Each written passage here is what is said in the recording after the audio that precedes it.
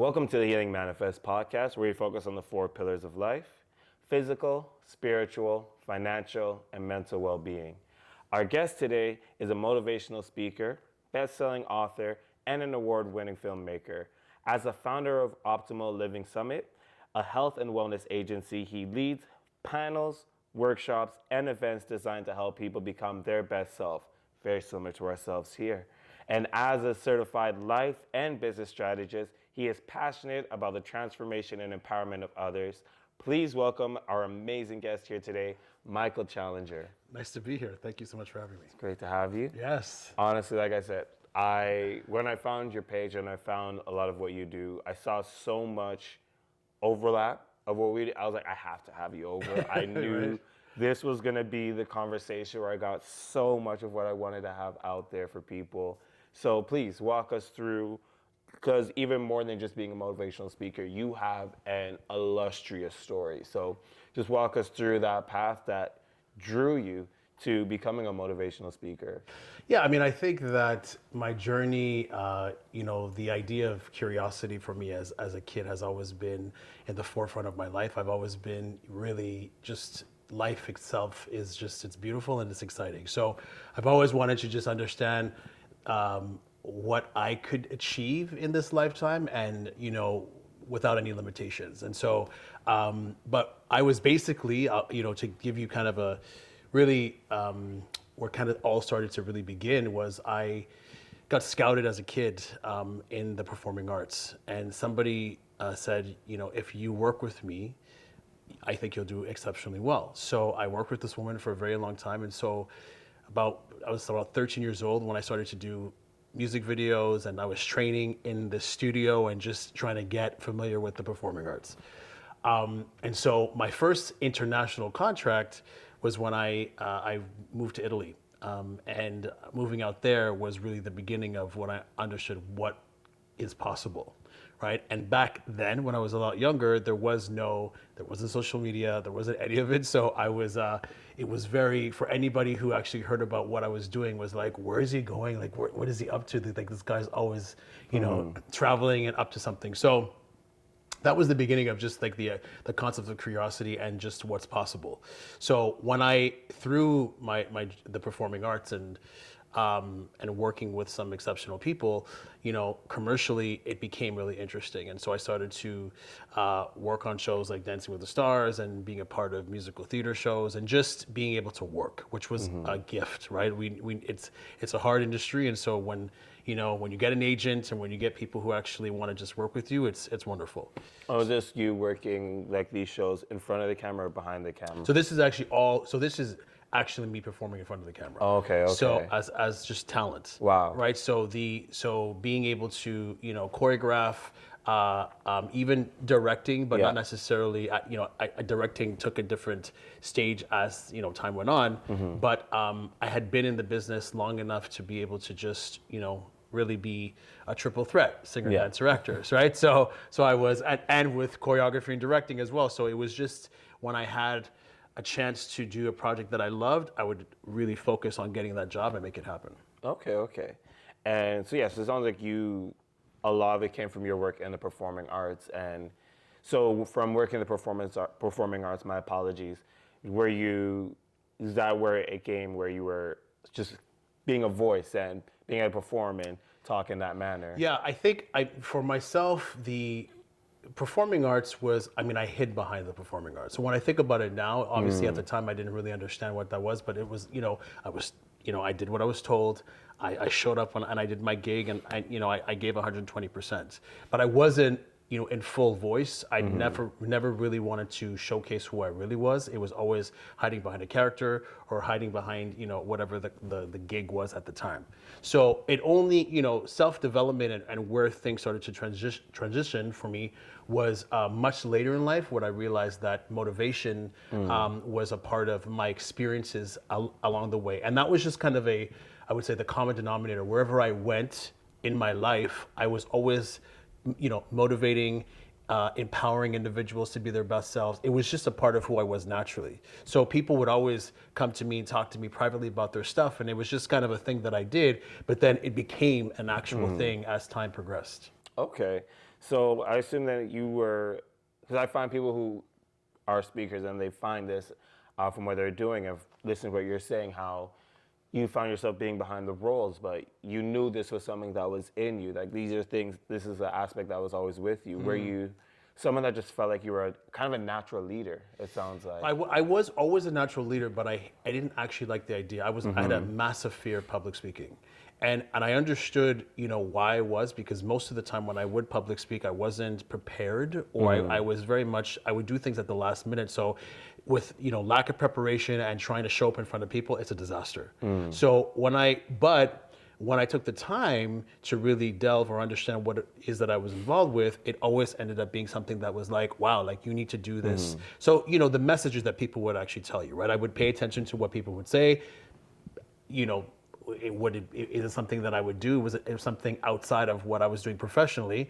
But it felt, again, like I had to, this is part of my mission. Yeah. And when that became clear, that's when I started to, speak at conferences and working with, various individuals, coaching, all of it kind of, like it'll always show up in various ways. So for me, it's been a natural progression of where it's all been, not knowing that this would be my journey. Yeah.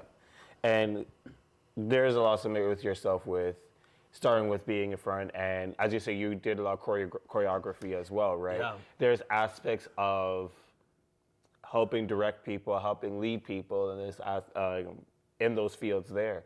And where was it at? Where was that click, I guess, where it was like, there's aspects, because I can see where that brings a lot up with the business, how you can do a lot of business strategy. Where you're like, there's aspects I can help people with life as well. Yeah. Well, when I moved out west, so I'm originally from Montreal, and I had started traveling, lived in Paris, New York. Like I did the career that most people would love to have. But when I moved out west to really study, that's when things started to take shape, because I got deeper spiritually. And I started to really question, what are my motives in life? What do I really want? It's great to be a part of, working with exceptional people, doing amazing projects, but what is it that I truly seek? And so at that moment, I understood that my connection with people, having to, help people who are marginalized voices who don't necessarily have that same experience. There was the sharing part of that just became very natural for me to do. And again, natural progression to, to the agency, to Optimal Living Summit, and the people that I associate myself with. So it's been, attracting like-minded individuals, making, how am I making an impact on the planet? All those things started to make sense to me as time went on. So it was it's obviously various parts of my life where I can see where, why I had a fear of speaking in public, being in the space of, being a black male in this space and trying to, represent. All those things started to make sense to, why I needed to be a part of this new journey. And what I like is, and actually before I get to what I was going to say just now, there's something you were saying earlier with where you're diving into your spiritual journey. And I know that individual dive into self and into where you are spiritually, it's very personal. There's a lot of things that come out from you. With being respectful to it as well for your journey, what would you say were a couple of those self-questions you asked yourself that were very impactful, or something you could really just look at right now and just be like, that was one of those things I thought about and it really took me somewhere? I think, first off, as, when we go on the spiritual journey as men, it's not always something that's easily, something that you can communicate easily, right? No. It's not something you're not necessarily taught to communicate in that way. So for me, it was when I started to do it, I was extremely private about it. I'm a big meditator, I chant. So it was like my environment started to help shape who I started to become. Yes. And then with those questions, it really became, it was my authenticity as a human being. What is my truth? What am I standing for in life to make me feel like I'm a whole person in this lifetime? And without asking myself or going that deep, it was always a bit of a mess. I was able to, get by, do well, but in terms of clarity, that's where things were. It was really messy. So I had to really, come to terms with, my existence and being clear about. And again, with all the messages that I received, what did it all mean? And so that's where, again, even as a coach, or who I am naturally with people, everything started to just gravitate and pull me in the direction that I'm supposed to be in. Okay. And I love how even you mentioned how because you're right with how, especially with being a man, it doesn't feel very much how the world directs you towards asking yourself a lot of these inner questions and a lot of self, diving into self essentially. And I know for myself as well, you don't realize how much that for lack of a better sense, like the ego kind of prevents you from going deeper and into places where you can actually grow and be, because a lot of us, we want to be this stoic man. We want to be, I guess we confuse stoic with being emotionless, right? And we want to be that, so we be emotionless, not realizing that we're really crushing that inner self in the process, not realizing it. So I'm very proud, and it was one of the things I wanted to bring up, you mentioning yourself being a face as a black man for people, and those two things, being a man and being black, and how you present that, and it's very powerful, and I'm grateful, honestly, how you do that with your panels and your workshops. Yeah, I mean, and there's a lot to it, right? Because I think, again, and just to continue what you're saying, is that this idea of being strong and being a provider, doesn't mean that you can't necessarily express. But sometimes people within your environment project that as well, and they want you to be. So when you show emotions, people associate that with weakness. Yes. And so that's where we have to make a decision as men to be able to be okay with whatever is going on. I don't always I am strong. Yes. I can lead. I'm all of those things, but I'm also a human being. And so I'm gonna feel at times. So I'm gonna feel. I'm gonna fail. Yeah. I'm gonna feel.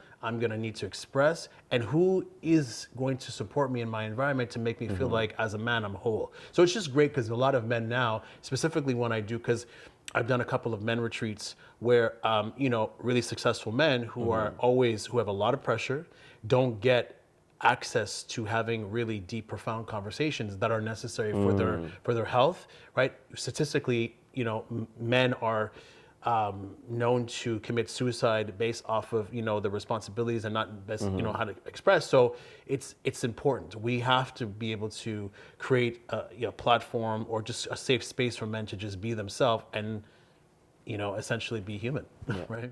That's where I knew it was gonna be great, because that's a lot of where I came from with the platform. I know for myself there's one thing I want to ask in a second for yourself too, but I know for me I was finally in a space where I was able to be emotional, and I was able to bring a lot of that emotion out with someone, and they're very responsive and they're very helpful with that.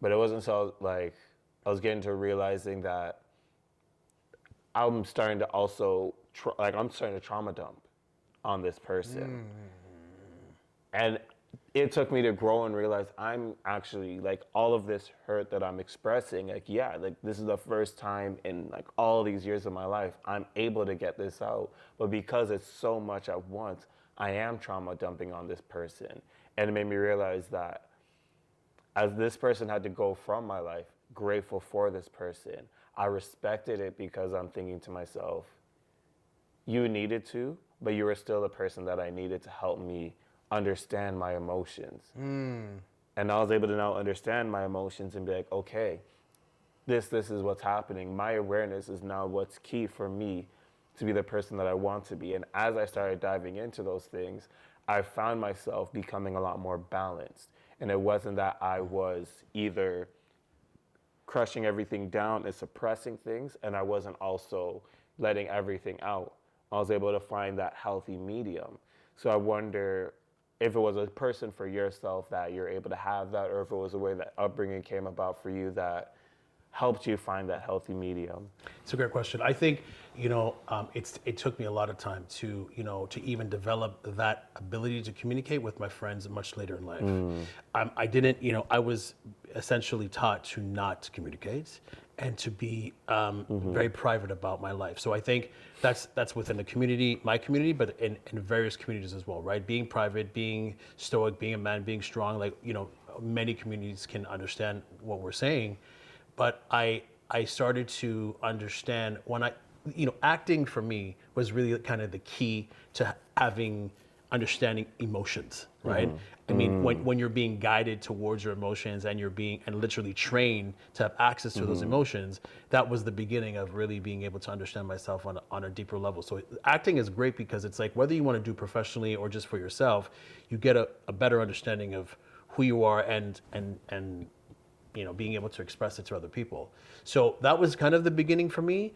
And then it was, just having new dialogues with different people and friends within the art community, right? Obviously hanging with artists is obviously a beautiful thing because it's, there's so many beautiful people who are willing and ready to just be there for you because they understand. Yes. Right?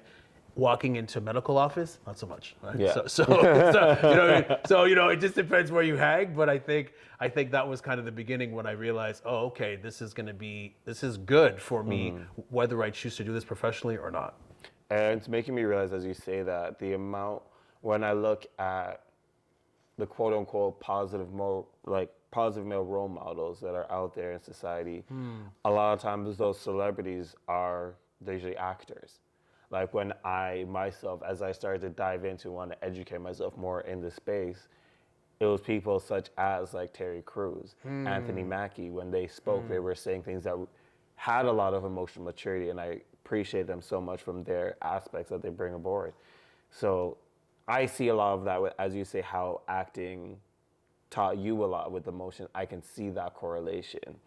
And it's very interesting, as you're saying as well, with the hospital aspect. A lot of us, we don't feel comfortable with that first interaction being in a hospital because we are so raised, I feel, of this idea that you have to go to the hospital if something's wrong with you, you're sick. Like, you're sick to this extreme, and we don't recognize sometimes that, okay. And I love where I love that the mental health aspect is so strong today of like, everyone needs someone to talk to. Yeah. Everyone, like, if it's a matter of something's wrong with me, something's sick, well, I have to go. Yes, we're all sick. We all have, we've all carried things from our childhood to our present day where, we all need that little bit of help. Yeah, and I think that's the part that was very attractive for me as well, is that when you do look at older generations or you see your parents that don't necessarily have the ability to communicate, and you understand that mental health has caused major issues on how they behave, it was a natural thing for me to want to start to understand more and transition into the space. Yeah. So, I've always been, and I tell people that the two places that I love the most is the creativity. I love the arts, but I also love health and wellness. I think that the two go hand in hand because it's now with the world and we're after COVID, that just people are now taking responsibility when somebody actually expresses that they have some mental health issues. But there's there's more compassion in the space. It's not just kind of like, oh, go, like man up or whatever, just like figure out your problems and don't talk about it, right? It leads to depression, and people, are kind of pushed aside because they, they can't see the actual wound. Yes. Right. So that for me has always been now, and now that I'm working in the space and really seeing the results of when you get the proper support and care, it's amazing. It really, really, really is amazing. And when I see somebody break through and having moments like what you're saying for yourself, when you're able to really have, whether it was a trauma dump or not, it was a moment that you needed to release some of the things that were holding you bound. Yes. Right. And so when we can release that, it's incredible what you can achieve after that. And it's with what you're saying as well as analyzing, and like you're saying a lot of things that make me even in the moment think, and I appreciate that so much. And it's with what you were saying with, we are carrying things from our past, and it makes you think like, yes, as much as we're taught all these things, like recognize too, it's good for us to recognize the faults that we do see from the past, and maybe things would have been a bit better with how structures were in the past if we had some of this knowledge today. Like let's take the good things from here, but just like with every kind of machine, everything in the aspects of life, there's things that we gotta learn how to tweak and accept those tweaks that we've made into our modern day, where, as you said, where before having those kind of conversations of, I'm not doing well, it's tough to fathom that a man 20, 30, even years ago couldn't have that conversation. Disregarded, right? Like literally disregarded, because you don't. There's no actual proof. Yeah. And so that's the thing about, I think, trauma is a very, very delicate situation for, it's really case by case. And so, but I love the idea of even being a coach in the space and working with people where, we can understand. I think it's really important to understand what your trauma is, but it's also important to know how to let it go so that it doesn't dictate your future, right? And so that combination, it takes time, right? Because we, as human beings, we have a tendency of wanting to hold on to the trauma and make it shape who we are as we get older, but really, it's still something that doesn't exist today. Yeah. Right? So we are powerful enough to let go of whatever those things are so that we can create a new life for ourselves. Yes. Right? And so that's but those are the conversations of being, you still have to know where it's coming from so that you can identify it. Once you can identify it, then you know how to let it go or to work through it so that you can get new results. And it's very important with what you do with helping people find that voice, because you're able to get that for yourself, recognize how unhealthy it is to be saying to ourselves, like, this is just me, this is who I am, and I go forward. And you're able to as well recognize that there's certain conversations you're able to have that it is difficult for people to figure those conversations without having some kind of assistance. And you look at that as like, let me then, with recognizing that, help people. It's profound. And and I think that when people, specifically men in that space, I'm not saying that women go through the same trauma that men do as well, but there is something very interesting when working with men with how blocked one can be to get them to even see, right? Like literally it's, when I've been in situations where I've tried to go, deeper or profound with whatever the situation is, and they just can't see it because it's been completely blocked from their life. So it depends, where you are, but if it keeps showing up in your life and you don't understand why you're behaving a certain way, that's one of the, biggest signs for you to really start to delve deeper and go, we gotta do some work here. It reminds me, even for myself, something that made a big change for me in my life was I used to, before I was just living young, I was living reckless, and that's all I kind of knew for the longest time. And I'll never forget, there was just such a nice lady. I was at a community center, and I was not in any way a presentable person at that time. Like, I can be very honest, I was not. And she was just so sweet, just having a conversation with me. And I'm like, she just saw through everything that I was here, had a conversation with me. A couple months later, she was like, hey, all of us were having a dinner over at this restaurant. Do you want to come by? And I'm just like, oh, wow. Yeah, sure. And then after I had that dinner, and I'm watching everyone there, and I was like, there is a whole other life outside of what I knew. All I knew in my life was be this way, and do all these things, knowing deep down in my conscience that there's a limit here. You're kind of limiting yourself, but I couldn't even understand that. Yeah, and that's the thing is, we don't know what we don't know. Yeah. Right. And so when you do take a chance or, even a bit of a risk to go outside of what you're normally used to, that's the beauty. That's what I loved about life. And that's what I was saying earlier on about just, the idea of moving to Italy when I was 17 years old was like, let's take this risk. What more? Yeah. I mean, I love the fact that, I'm seeing a completely different culture, live life beautifully in the sun and exceptional food. And so what's more to life? And so sometimes we do get really comfortable in our own, insular bubble, and we feel like, this is, life is this, and life is, we make these assumptions. But when you do start to just be a little bit more open to find out more, it's, there's some really, it's some great results in the end. That's one of the most beautiful things I've learned with what you're saying about traveling is how helpful it is for you to really realize learn the customs of another place, and realize the negative thoughts that sometimes you even get from being in your home place of how the world is. And you start to really recognize how the world doesn't operate like this. The world operates so different profoundly, and it's so beautiful how customs are here versus over here, and how these little things from so long ago, how ancient centuries impact how people live to this day almost in some form of way. I call it almost like how language evolves. Like even English itself, old English has evolved to modern English, what it is now. Little things like that show you how customs and ancient traditions impact things today in different places. Yeah, and that's the thing about when I see somebody who is really struggling with fear, or wanting to stay removed from life.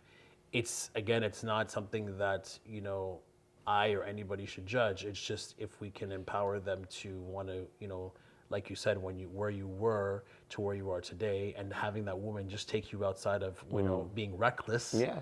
Right, that gave you It just gave you a moment of like, oh, there's so much more to life than this situation. Yeah. So that's I think those are the miracles of life. It doesn't take much, right? It doesn't take much to be able to just be an appreciation of the fact that it's like going to seeing wherever you are in the world and understanding different cultures and how they think and how they and like it's simple but really beautiful. Yeah, and bringing that as well with being able to have that aspect. I know you said you not just Italy, but you also have experiences in Paris and in Hollywood as well. Yeah.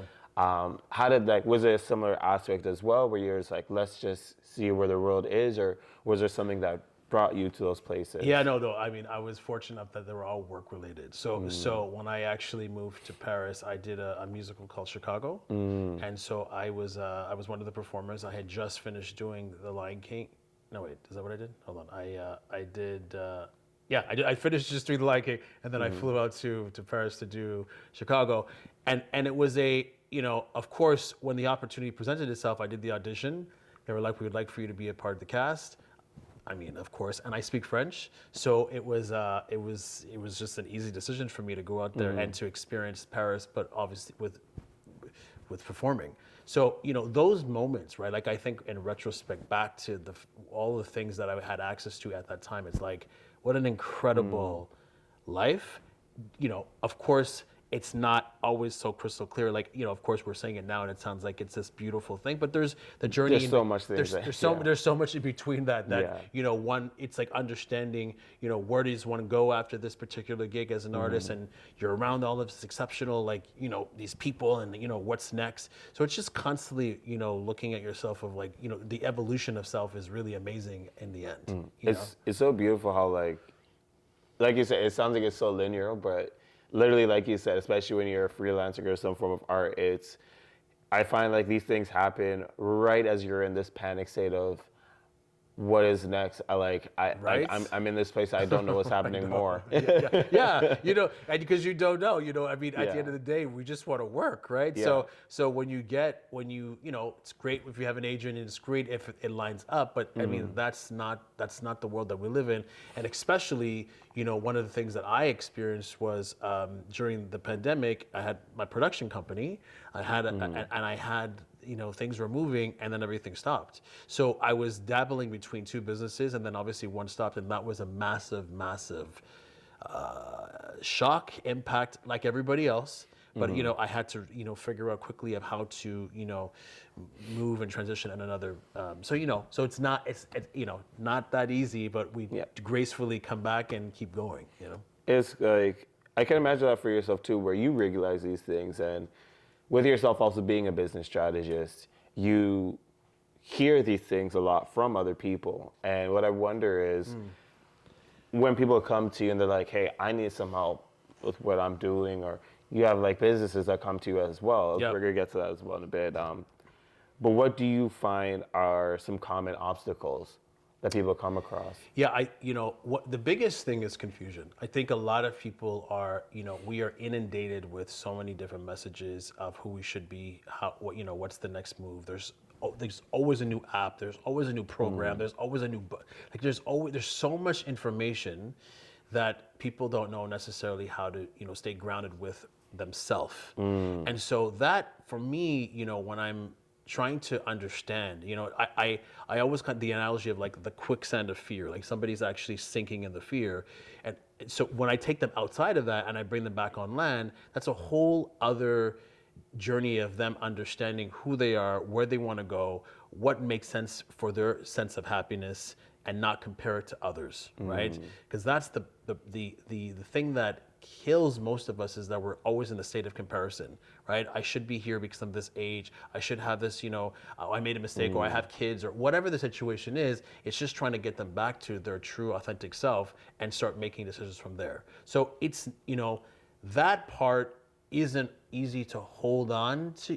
People sometimes want to go back into the space of comfort and keeping them, right? That we're creatures of, sometimes we want to hide out. As soon as it gets uncomfortable, we want to go back into the cave and hide, right? So staying out and being in the space of being uncomfortable is not easy for anyone. But that's the responsibility of a coach. That's as a strategist, to make sure that that person can continue to thrive even in that space. And a lot of times it is those moments that are what's needed for us to grow, because we can't assume that the path that we're going to do, like that is your obstacle. That literally is one of your first obstacles, when you start getting to that place of, man, like maybe I need to just go back. This is not working. I'm not where I expected to be. And like, you don't realize that's your mind kind of also telling you, hey, there's obstacles ahead. There's things you got to learn, not just for yourself, but for your business, where you got to grow and you got to learn these new things. Let's learn these new things and move forward. That's the setup, that you want to make sure that your client or somebody understands, is that, these are some of the expectations of, here is the journey. And when you hit the wall and whatever it is, know that it is necessary for you to hit it so that you can become the successful person that you see in your mind, right? That's those stages of, I think, as an entrepreneur, and evolution is just, it's, from the greatest of the greatest, right? They always talk about, you need failure to understand and to become great, right? So that you can understand yourself on other levels. So it's but taking people obviously through that process when it's happening isn't easy. And, people want to abort and leave. And it's like, I'm done with this mission. It's done. Maybe I should go back and just do, especially when I'm dealing with entrepreneurs who used to be in the world of corporate and are now doing their own thing. It's like, let me just go get to my 9 to 5. I don't have to work. I can, check in, check out, and call it a day. Yeah.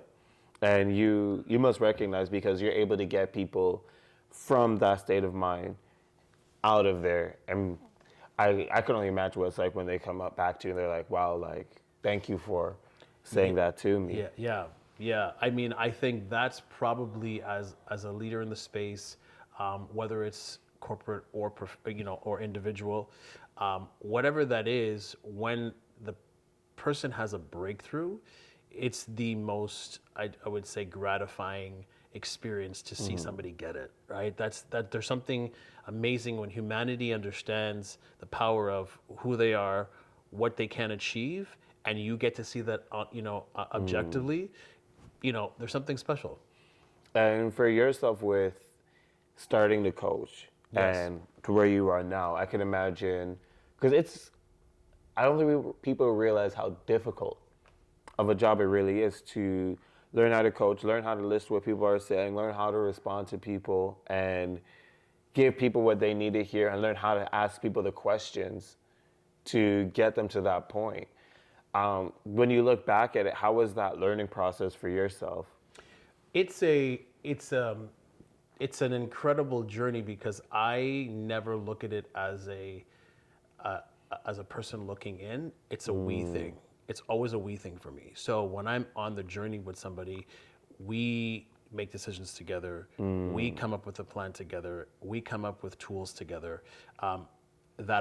Of course, I have things in my toolbox that I use, but when it's being presented, it has to be in synergy with the other person so that they feel like they can actually use it the best way for themselves.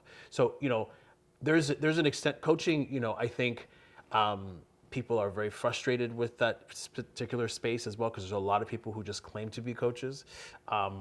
Which can, has kind of left it, in a really weird space. But I think that, a lot of, I think if you're an individual and you're seeking accountability and really the right type of help, you'll know who the right coach is for you, because every one of us we all need a coach to a certain degree. And like, I can see a lot for yourself where, first and foremost, to have that perspective that you take with it, it takes a big heart, because you are allowing yourself to say, to get myself to help this person, I am going to invest myself as well in what they do and where they are in life, so I can put myself in their perspective to bring myself to that point.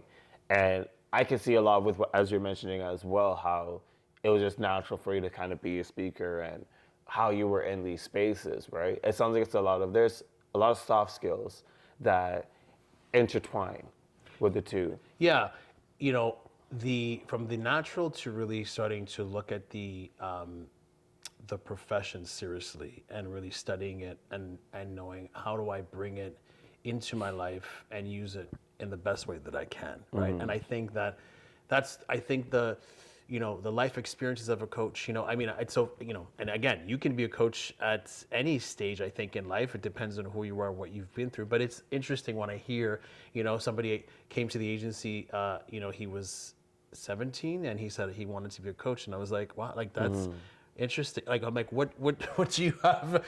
You got to teach me, what do you got? And so he's not part of the agency, but it was just interesting about the perception of what people think they can offer. And so there's no right or wrong. It's just, how much experience do you actually have to really help somebody navigate or break through? Do you have enough business experience to be able to be a business strategist to help them come out of when they don't know what to do, right? You have to, there has to be a certain amount of knowledge with obviously the theoretic side of things, but you got to live life. And so and I'm still in it. Like, this is the beauty about when I tell my clients that I work with, is that I'm still developing and doing projects that they can see how I navigate, and that it becomes, again, this journey together and not just me telling somebody, here's what I think you should do, right? And it's very interesting. I love how you use that example as well, because it's very interesting how we don't realize how throughout our entire lives, our age is always going to feel like an obstacle. We're either going to be like, I'm too young, like maybe to be in this space, that space, maybe I need some more experience or something. We do need that bit of experience. And then after we feel like to ourselves, now I'm too old, right? And we don't realize, you're a bit older now, but you have the experience. Right. Where I know for myself, where I was starting in music, I was very much in that field. And as I was finding myself where I was realizing just spiritually and mentally, it wasn't aligning for myself. And I wanted to do more things like this. I found myself in that space, and I had to realize I'm in a new space, but there's so much, just not just life experiences, but experience in aspects that I had to learn, the soft skills and everything else that I had to learn that I could still bring to this new field that I'm in now. And we always will have that. There's so much things our life teaches us what we do. Everything that we did previously, it doesn't go, try to find the right word here right now. Well, it never goes away. Yeah. It never goes away. That's the thing about the creativity and the aspect of that, because it always plays out in the things that I do with a client or when I'm creating a corporate retreat. You better believe it's creative. It's going to be very unique, like they've never experienced before, because of my past of being in that space and that was my life. So, when you are coming from a place of being unique and being able to, with music and using your tools that you've been able to build, nobody can touch that. And that's the beauty about as we continue to, progress in life, it's yours, right? Nobody can, so I love the fact that when you understand that, that's powerful, and it gets you into a place of, really believing in yourself so that you can, lead in the right way. And because of what you were saying, actually, with yourself and how you work with these businesses and everything that you do as well with the Optimal Living Summit, I mean, the names that you're able to bring on there to help people, the way you curate these events as well. Yeah. How long has it been that you've been working on the Optimal Living Summit, and how was that able to come about for you? So we're going into our 8th year now, and so which is really wonderful. So it's 8 years, and it never stops evolving, because it was something that the business model was very much, it came from being in agencies pretty much my whole life as talent, but there wasn't anything like that in the sector of health and wellness. So it literally is Toronto's first health and wellness agency, but with that business model fused with what I've learned over the years. So I wanted to create something that would represent, people who are offering incredible intellectual property to these companies and teaching, but they don't necessarily know how to negotiate for themselves. They don't know what they're asking for. Like, there was all these things that people needed help, and so I thought, well, how incredible would it be to be able to have a space where we're now, fostering new opportunities for people, but that they're protected along the way. And so, both parties. So I'm responsible when I'm working with, the corporate business and the actual, the talent, bringing them together and then creating this unique type of situation. And I'm very, I don't look for typical experts. Like, I love the fact that experts actually can wear many hats, because when they go into it, the client ends up having a very different type of experience with that person. So it's very interesting. I love where things are going, and it's growing, and there's more people who are, wanting to get in and whatnot. And so it's a learning curve all the time. Yeah. And it's the fact that you've been able to get this for the last 8 years. That's impressive. Yeah. It's impressive to get to that point and be able to say, just alone, I've been working on this and I got this going for 8 years, and it's a lot of platform for yourself. So when you look at where things started, to where things are now, how is it when you look back at how the base roots? Because I think sometimes people need the understanding of, the very first one that you did, it's not going to look like how your current one is today. Yeah. I think that's the part that people tend to forget, that, it's wonderful to have imagination, ideas, but it's the resilience and the work that comes along with getting it to 8 years. Yes. Right? So I think that's the biggest thing about, it's wonderful to dream, but you got to know, if you're going to make a decision to be a part of this new endeavor, it's like, it becomes your life. Yes. Right? This is your baby. This is what you're cultivating, and you got to treat it, like a child, and work hard enough so that you can see it grow. Yes. Right? But it's so easy to want to give up when, things show up, and that's the one thing that I've been very adamant about, is that I'm not. It's when you understand the bigger picture, and with the temperament, what's happening in the world right now, this space of what I'm talking about is absolutely necessary, right? Yes. When you have leaders who are, doing things in the world that's corrupting our planet, it's the only thing that I can do now as a leader in this space, is to try and show up even more to make a difference. And I love how you literally were taking the words out of my mouth as I was thinking it, when you said it has to be your baby. Because I always say, like, when you're a business person, I like to call it almost feels like you're an alchemist. Absolutely. Because you have to obsess over what you do when there's nothing there. You have to obsess over when there's nothing there, so you can create something out of that nothing. I know people, they've had to start things. Sometimes you have to start things with not the best sometimes of things, but you take anything that's at your disposal and make that nothing look like something. Right. Then that's when you take that something into grandiose. Right. I mean, it's your responsibility is to make as much meaning as you can, especially if it's not something that people are familiar with. So when I talk about the agency, it's not a familiar business model. So it's like, what is that? I don't know what that is. What does that mean? What do you do? So, it's constantly proving yourself, making sure that people can, trust what you do and invest in what you do. Yes. So it's a, this is the beauty of, I think, entrepreneurship, is that, we have the possibility, if you're living in the right space, country, and, all the various things to make it happen. When you do have that opportunity, you gotta run with it, and you gotta believe in yourself. But that's the part that, that's the mental health part of where one has to be. If you don't feel like you have the confidence or courage or whatnot, really take the time to get through that, so that you're ready to take care of this new, Yes. business or endeavor. Yes, yes, and that's a big part of it. It is the confidence, because Huge. it's finding that, and it's one of those things where, as you're saying, it's great to have the ideas, and you're gonna start with the idea, and you're gonna be very passionate about that idea, but it's finding that resilience, that confidence, that I was able to see it before I could see it, so I need to make sure that I could see it, and I got to do what it takes to end up seeing it later on. Yeah. So one thing I was going to ask as well is, with you having this, with everything you've done with Optimal Living Summit, you also have 2 great novels that you wrote. One that ended up being like a best-selling novel. Yes. Walk us through with the process of you making. These are great self-help books as well that you made. So for those who may not be aware, or first time hearing about, explain the books here for us. Sure. And how it came about for you to write those books and get those published. Yeah, so the first book is called Don't Let Fear Paralyze You.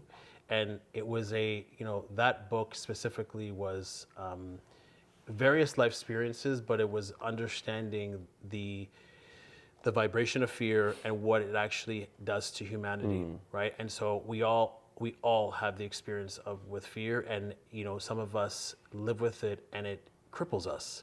And so I was one of those people that I was crippled by fear on so many different levels, that whatever idea or imagination I had, and my ideas sometimes are really big, I didn't have the courage or the courage, I would say, to really go after it. So when I started to that was the beginning of really understanding the importance of self-help. I love self-help. I love interviews. I love understanding the hero's journey of really knowing how somebody gets from point A to point B. Like, I love understanding that and being able to apply it in my life in some way. So the book, when I came up with the idea, I was actually living in Hollywood, and I had just finished releasing my first film in Hollywood, and so there was a lot of expectation from me. There was a lot of, like, what are you doing next, and what, and especially when you're in the arts, everybody wants to know what's next, and so I really started to go on this journey of fear and trying to make sure that. If I'm gonna be putting anything out there, it doesn't always have to be film based. I did a lot of writing.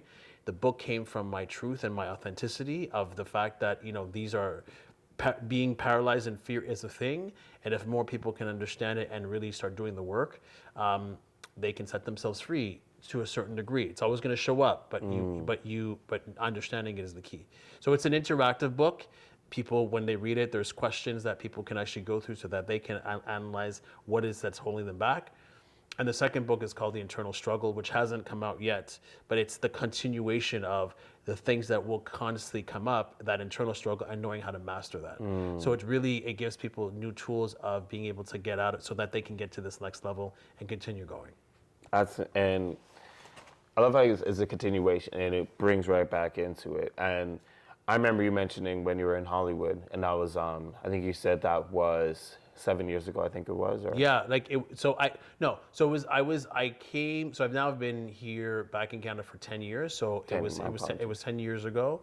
And that was when I came back to Canada, it was the beginning of really cultivating this new life and understanding the importance of, what's my truth? And how am I gonna, really live in this world?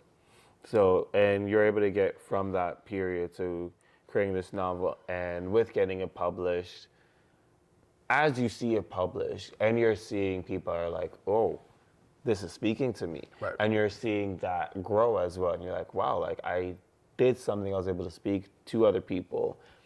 As much as we were saying, okay, I visualize this when I start something, and that's where I create it. There's still things where you're like, I did not see this coming. So Right. how much of it was like, wow, like these are things I did not see coming to light. That's a good word. I did not see this coming. Like so the book for me, I did not see that coming, and that's the thing about trusting your own life and what comes up and how much energy you put into the project, right?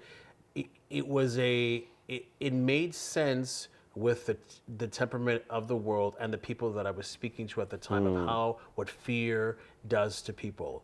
And so I became obsessed with the topic because it was, because of the debilitation of it and because we all understand what that can do, I wanted to experience and showcase the range of that so that if people, understood it, maybe they can have their own personal breakthrough.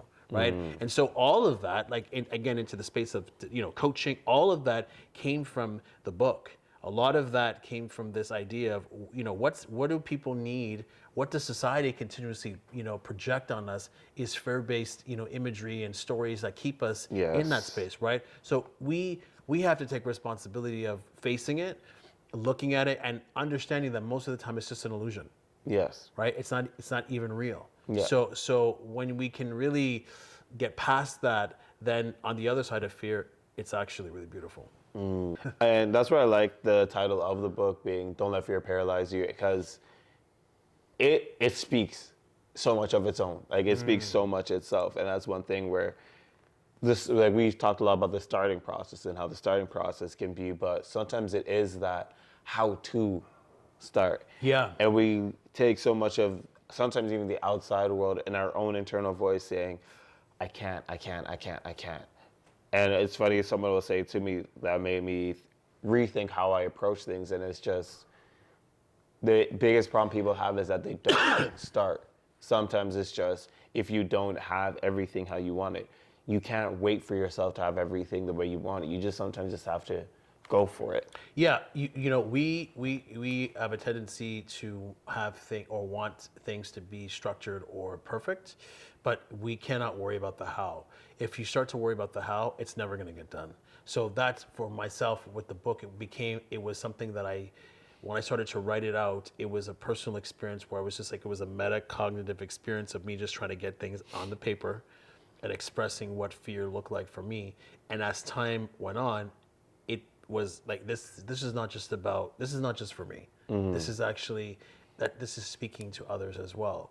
And that's, it became a book because of the life and speaking about it and bringing it to fruition that people thought, kept saying to me, Michael, like you should publish this book because I think it's important. So becoming an author was not part of the goal at all, right? It just kind of happened. And that's one thing I think, what I like too about you, like you said, it never was one of those things you expected and it just happened. And it's part of one of the things I liked having you on, and I was like, I really wanted to have you on here because you're someone who, look at all the hats you juggle with being a speaker, being a filmmaker, being an author. And one of the things I found, people would come to me and say, and it was something that I found I was struggling with myself. It's a concept that you have to do this one thing and you have to stay in this one path. And if you're going to be, say, a filmmaker, you have to be just a filmmaker. You can't do speaking. You can't do this and that. And it was funny enough, someone I was speaking with in another episode where we said it's sometimes you just got to let life be like a soup. And you just keep throwing all the things into the pot until it becomes something. Because you could throw everything into a soup and then someone's going to say that's tomato soup or that's beef soup. Right. And I think, if your life speaks to you where you are somebody who's very multifaceted, then you need to respect that, right? It's probably one of the best advice that I got when I was really, I think I was confused with the fact that I could do a lot of things. And so, this director actually, sat me down and said, just wear the right hat when you need to put it on, right? Don't worry about when somebody's meeting you for the first time, they don't know the trajectory of your life. They don't know what you've done, but if you have the confidence and you are capable of delivering that work at that moment, then show up and be that person of what they need. So because it's, trying to explain that to somebody when you have, you can't be a jack of all trades, master of none. Like those are things I don't believe in it. I don't think it's real, because you see beautiful artists who are, very successful juggling incredible projects and not having a problem sustaining it. And then thank you again for coming here and helping people understand it. And I know you have an event coming very shortly as well. Yes. So congratulations on it. Wishing you all the best Thank with you so it. much. Thank you. Congrats on the release. And I know you also have a couple other projects. I don't want to get too much into everything because I know sometimes there's the beauty in keeping things tight. Yeah. So I will be, all I will say is that, I'm really excited about bringing some of these new concepts to media. And there's some really exciting things around the corner. So yes, really great to be here. Pleasure meeting you. And thank you for coming. And for everyone, his links are going to be in the description below. If you want to also find him, please follow Mike Challenger. Please follow the Optimal Living Summit. Please get his books as well. I'm going to also put those in the links below as well. And again, thank you so much. Yes. I want to remind everyone here before we go that always with breath, you always have fight. Thank you guys for being here. Peace.